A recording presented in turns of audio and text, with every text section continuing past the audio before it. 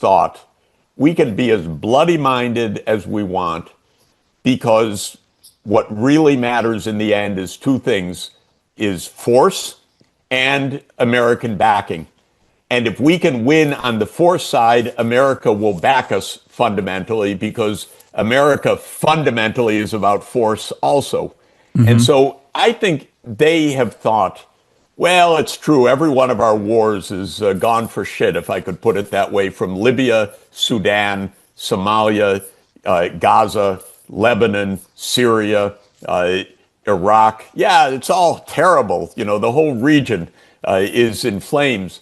But we're still winning, basically. We're winning. There's no one that can stand up to us. And if we can just get rid of Iran, the rest, the flames will die down and we will be in control. And I think that that is the Israeli calculation that, yeah, it looks bad. Of course, it's bad. Lots of people dying, hundreds of thousands, millions, whatever. But in the end, we're still winning because force is the point and America still backs us.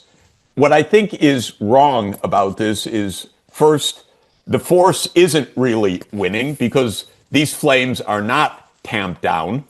And if it's true that America has seen its limit, which I think is likely to be true, that is a major jolt that Netanyahu did not gamble on. And it's not just Netanyahu, it's the whole Israeli extremist leadership. And what is really serious for Israel is that they have lost the support of the American people. And that was quite an operation to pull that off because the American people, for many, many reasons, for many, many decades, were overwhelmingly supporting Israel, and it's over. And it's not going to come back. And so this is the most fundamental point. Israel does not even have the backing of its only remaining sponsor right now. And that is amazing. When you see major politicians in the United States, not political entrepreneurs pulling on public opinion, but incumbents running against Israel, this is something we haven't seen basically in Israel's history.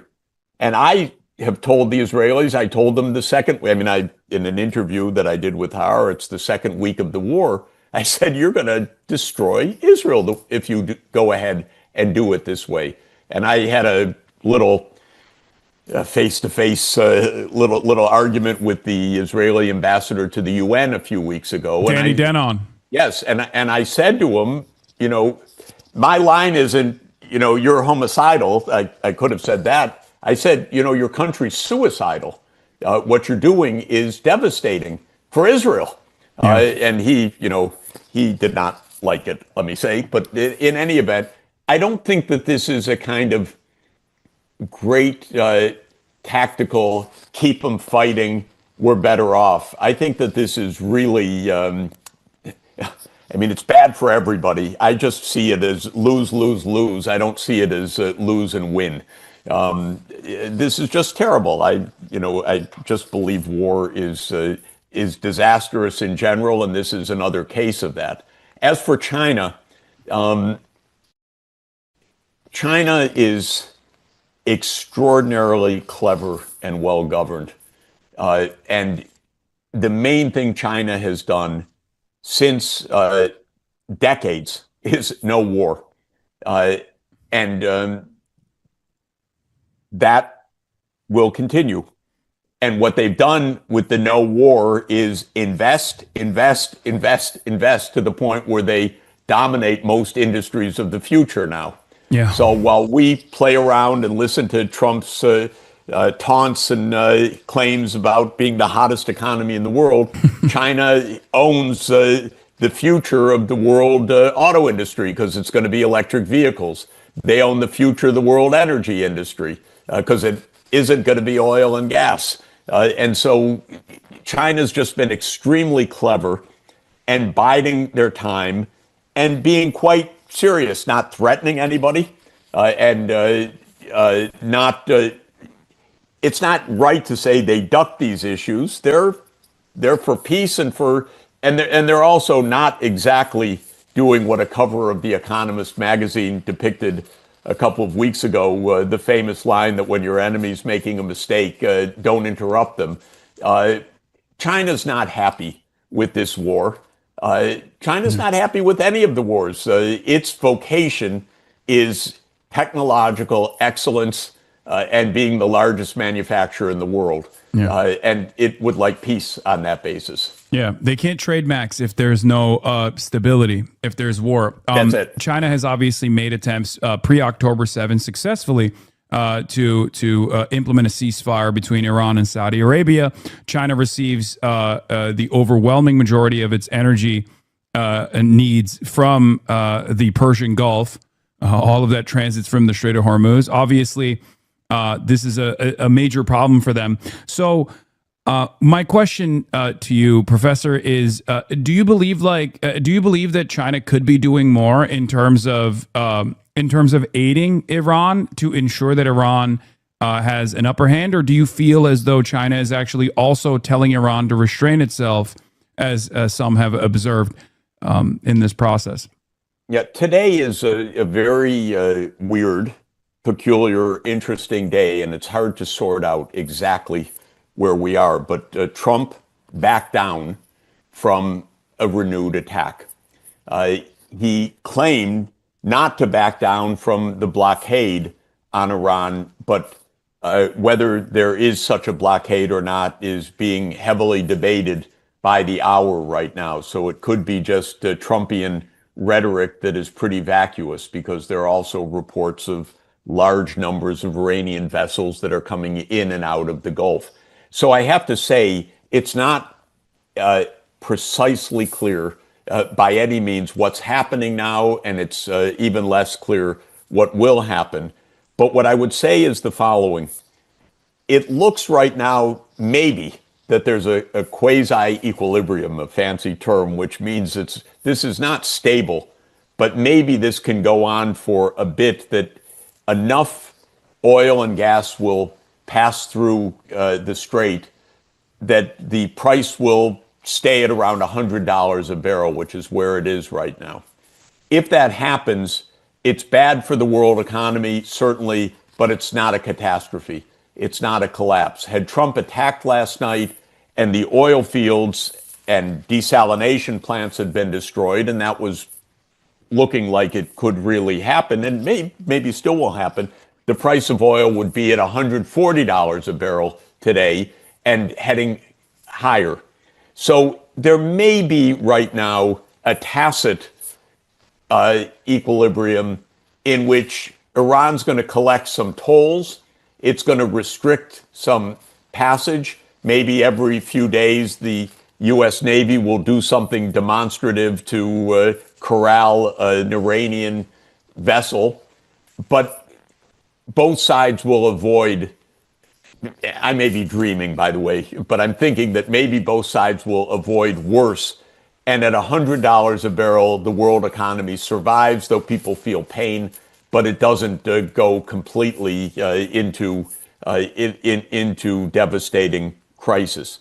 If that's the case, nobody will do heroics in that case. That would be somewhat open Strait of Hormuz. De facto, maybe not in Trump social, true social, but de facto. That could go on for a while.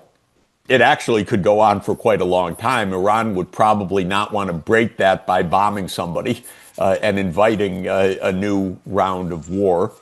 So that's one possibility for the foreseeable bit. Of course, it would be much better if there was actually some kind of real understanding to close this thing.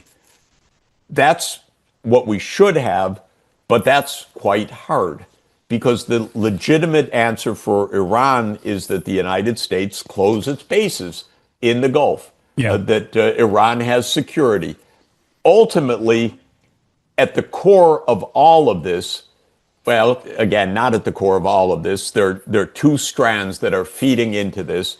One is an American, three strands. One is an American revenge strand for 1979. One is an American delusion, let's control the world oil supply strand, which is very Trumpian. And the third is the Israeli Greater Israel plan. We need to dominate the Middle East so we can beat the shit out of anyone we want to beat the shit out of. And the answer to that is the real answer, because that also would get the Israeli instigation of American wars and of their own wars stopped, and that is a solution for Palestine. I happen to believe either the two-state solution or a one democratic state solution. Either one's fine with me, but the two-state solution is the one closest to international law, and I think it should be implemented, and I think it would be the fundamental path to peace, because so much of what's happening is to prevent that from happening. But I don't think that Trump is smart enough, politically capable enough, with a team enough, able to maneuver American politics enough, able to shut down Netanyahu, Smotrich, and Ben-Gvir enough. All the things that a real American leader would do. I doubt that even if he wanted to do it, that he knows how to do it. That's the problem. Yeah. I have two questions. One, Trita Parsi has said that the current limbo state that we're in with the quasi-open Strait of Hormuz, is it open, is it not open, with the double blockade, has given an opportunity to the United States of America to pull back, to retreat without going up the escalation ladder, while still while still refusing to abide by the Iranian terms. So there's almost a quasi ceasefire without a real ceasefire being implemented. Trita suggests that this is actually not so beneficial for Iran, although they avoid utter catastrophe or having their bridges and their power plants blown up by the American military, and then going back into a state of war with the rest of the Gulf nations and Israel, crippling the global energy markets entirely, which would apply more pressure to America and force America's hand back to the ceasefire table. They don't get the demands that they have, even though they have additional leverage at this point, demands such as sanctions relief, which is the ultimate goal of the Iranian side. I also happen to believe that the primary focus here in terms of restraining Israel is to drive a wedge between America and Israel to a certain degree by using that leverage. I think that's one of the key components of the ceasefire, one of the most difficult ones to achieve as well, considering that I think that there is somewhat of a divergence between the Israeli interests and the American interests here. Like, Israel has its own ambitions and is absolutely, and definitely has the most pliant administration, the most pliant American administration they've ever had, demonstrably so. One that's crazy enough. Trump has said it. The Israelis pitched it to every president, but I'm the only one that took the bait. Yeah. Do you also feel as though this is not so beneficial for Iran if there is this quasi ceasefire that's implemented with the potential American blockade on top of the Iranian toll system that's implemented? Yeah, well, look, I'm a believer in general that actually peace that is negotiated and formalized is mutually beneficial to two sides. I don't believe peace is a win-lose. I believe peace is a win-win if it's well negotiated. So any situation like this, which is just a kind of limbo, to my mind, is not as good as one would get if one had a structured, serious outcome. And so I agree with Trita, the characterization that this is a kind of off-ramp without calling it an off-ramp. Maybe, again, we'll see tomorrow. Everything could be changed. But as of today, that's what it looks like. And that's much better than what it could have been. And as I said, it's livable for everybody. Not great for anybody, but livable for everybody. If what Trita means is, that Iran should press the advantage somehow and force not settle for this, but force the hand of the United States to come up with the better outcome. I don't know if that's possible. What I believe is the right thing to do is that Iran has put forward a 10-point plan. We don't hear or see much about it. If there is such a plan, which I believe there is, something was published. It looks like there is such a plan. I mean, it's, again, we've seen it, but just to formalize that, Trump, once upon a time, a couple of weeks ago, said, well, this is the basis for a settlement. I would like to see the Iranians say, well, Trump said this is the basis for a settlement. Here's our 10 points. We want to discuss this. And if the United States is ready to discuss this, I still wouldn't do it, by the way, face to face with the United States. I would do it in a multilateral setting. I don't trust the U.S. to negotiate at all face to face. They keep killing people that they negotiate with. But I do believe that it would be possible to put the 10-point plan on the table again, which Trump, in his way, in a True Social post said, is the basis for negotiation. And if the United States says, yes, we're ready to negotiate on that basis, that would be better than this limbo right now. And that's what I would like to see Iran do, because we could get something that is a better outcome for the U.S., a better outcome for Iran, and, I have to say, a better outcome for Israel, but not for Greater Israel. I don't believe in Greater Israel. I believe in Israel living in its borders of the 4th of June, 1967, and an agreement on that basis would secure Israel, and it would secure Palestine, and it would secure peace. So that's what I would like to see. I was going to say there's different schools of thought here. But one of the things that I have thought about is like, how could this be beneficial for America as far as like generating leverage against China? Because as we both know, China has the nuclear trade weapon, export controls on rare earth minerals that are necessary for the American defense industry and necessary for pretty much everything, right? They have almost complete monopoly. America and the Western world currently has no contingencies against that. They have attempted to develop refinement in places like Australia, I believe, but there is no way for the Australian market to compete with the Chinese one as it stands currently. So my assessment, if I were to try to figure out if there's any logic to what Donald Trump has done in the Gulf so far, which obviously undermines the petrodollar, undermines America's force projection capabilities, has been a spectacular defeat overall, has actually forced our allies in the Asian Pacific region to reconsider how American security contracts look like. God forbid, a similar situation to the Gulf happens against China. It's over for many of these countries. They're going to be a lot more restrained about leaning into American defense going forward. Very beneficial for China. However, is there a positive side to this from long-term American interests? What I've been thinking about quite a bit is the Venezuela action. Venezuela has heavy crude, different refinement, but we do have refineries in the United States of America. The processed Venezuelan heavy crude has the largest known natural oil reserves in the world, if we are to believe the assessment there. Yep.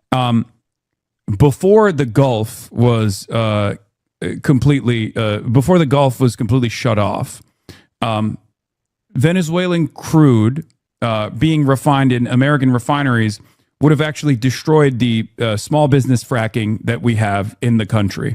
Now, with the price of oil barrels going up to $100 and more, do you think that there is an opportunity here for America to become the largest oil exporter to try to make up for the additional lack of supply coming from the Gulf? Do you feel like this could be one way to try to generate leverage against China, which currently needs the Strait of Hormuz to open so they can continue getting their energy needs met from the Persian Gulf.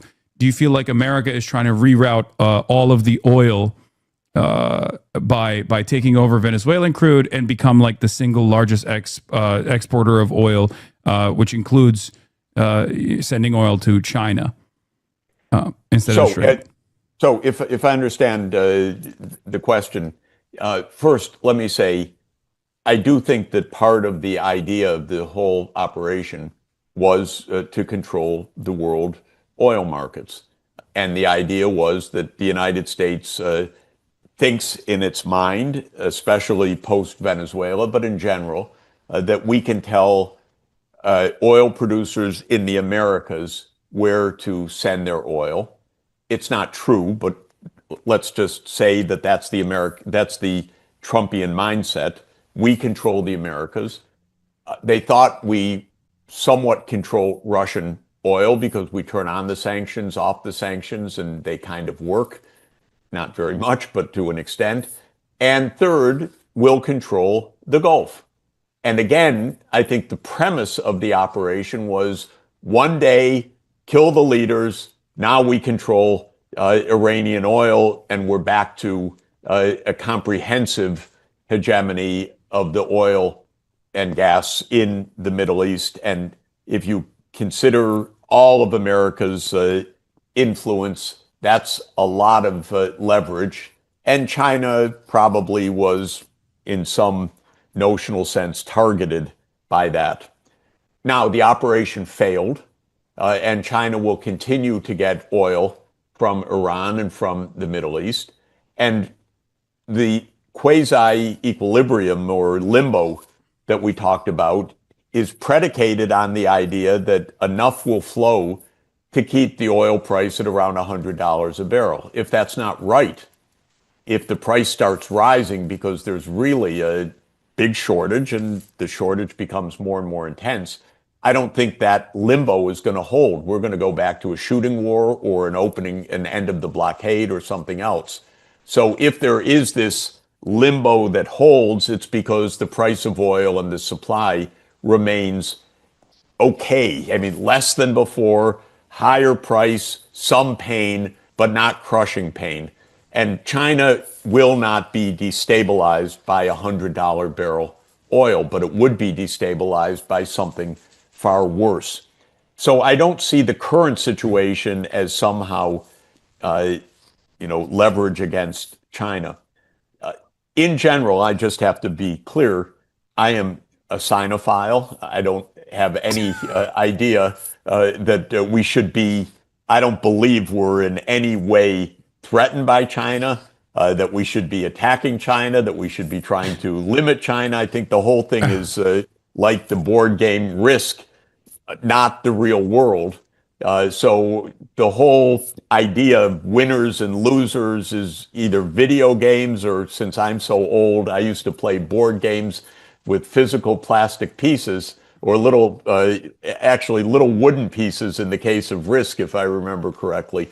But the point is, I don't even believe this is a legitimate idea. I think the whole thing is farcical and tragic, stupid, let me put it that way. And I don't think China is that we have that leverage, that we turn on and off China's development or its friends or anything else. So I find the whole idea very, very naive. And I don't believe the U.S. has these choke points, which everyone loves to talk about. I don't believe in any of them, by the way. I mean, you're right. If there are any choke points, it's on China's side right now, not the other side. China doesn't actually want to deploy those choke points, but it will if the United States gets too ornery. All of this is to say, yes, there are people that I do not regard as very clever sitting in our government, gaming out how to hurt China. No doubt. I think it's a pretty ignoble job. I wouldn't assign it to graduate students. I would not, or undergraduates. I would not think that it is going to be successful. I notice that most issues of Foreign Affairs magazine now are about economic warfare. I find the whole thing absurd. I mean, not just absurd and sad, but dumb, not accurate, not realistic, not on the likely to succeed, replaying the Soviet containment policy 80 years later in a very naive way against very, very different conditions. So Yeah. all of this is to say, I don't think the current limbo is anti-China, but if oil prices were to really rise, which they could, this limbo will not hold. Something will break. We'll go back to war, or we'll get a real agreement and we'll end the blockade and we'll get a real opening. Something will give if oil prices continue to rise significantly. Yeah. The reason why I asked that question is not because I think it's a smart play or Yeah. it will be successful.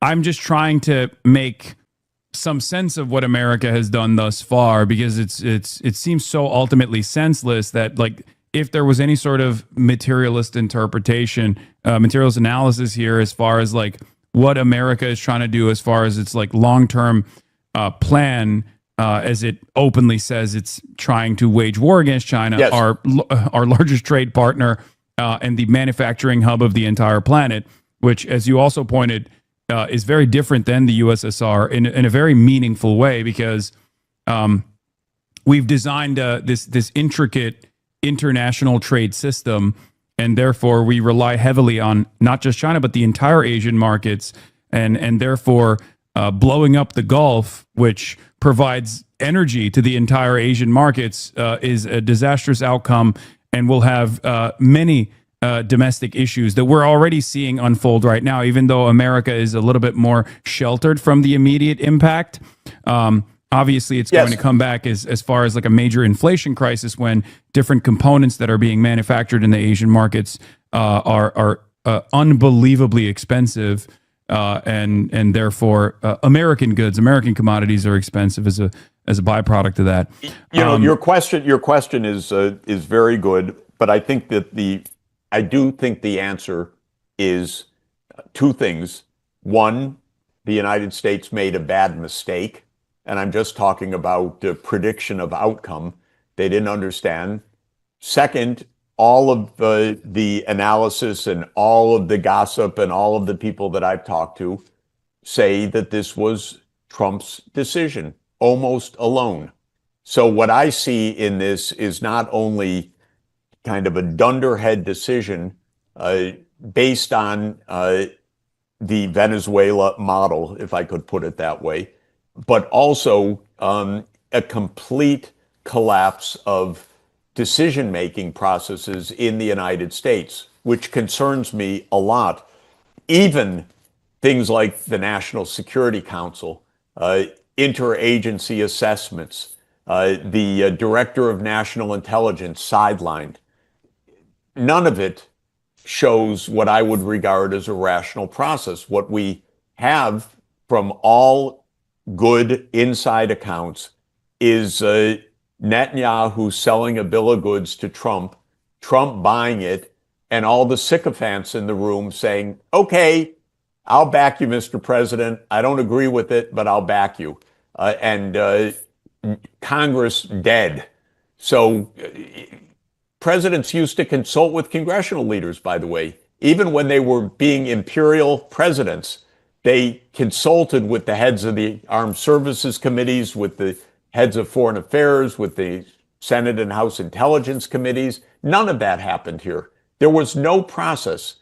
Trump is a Dumbo, and he's really collapsed the processes of government. And Hegseth, you know, it's indescribable what this guy has done, and he fired a lot of generals along the way, and nobody seems ready or interested in standing up. Joe Kent did. He said, I resign. But other than that, nobody in Congress in Trump's party said, whoa, this is, except Rand Paul, but I mean, no leader in the party said, come on, are you kidding? What the hell are we doing here? Yeah. Anthony Blinken has said, and this is one of the only instances where I agree with him, Yeah. that Quoting Anthony Blinken is yeah. really something. So go on.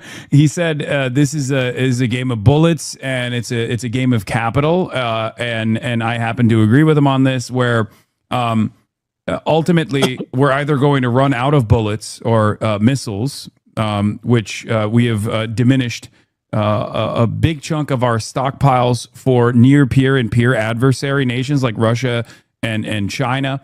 The very fact that we're still using standoff munitions implies that we haven't actually established air superiority in the way that Trump likes to claim. And the other aspect of this, of course, is the markets.